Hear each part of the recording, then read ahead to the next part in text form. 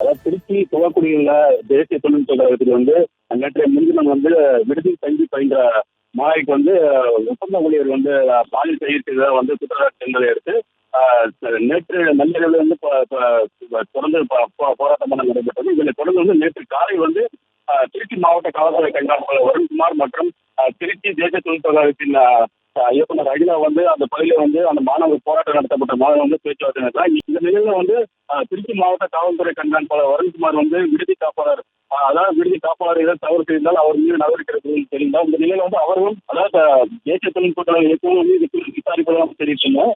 மேலும் வந்து திருச்சி மாவட்ட காவல்துறை கண்காணிப்பாளர் வந்து 20க்கும் மேற்பட்ட பெண் காவலரை கொண்டு விடுதியில் வந்து ஒவ்வொரு பெண்களிடம் தனித்தனியாக விசாரணை நடத்தினார்கள். அந்த விசாரணை வந்து விடுதியில் வந்து போதிய பாதுகாப்பு இல்லை என்றும் சிசிடிவி இல்லை என்றும் மேலும் வந்து விடுதியில் வந்து ஒப்பந்த ஊழியர் வரும்போது ஒரு குழுவாக வந்து கிண்டல் செய்கிறார் என்று பல்வேறு குற்றச்சாட்டுகளை முன்வைத்திருந்தனர்.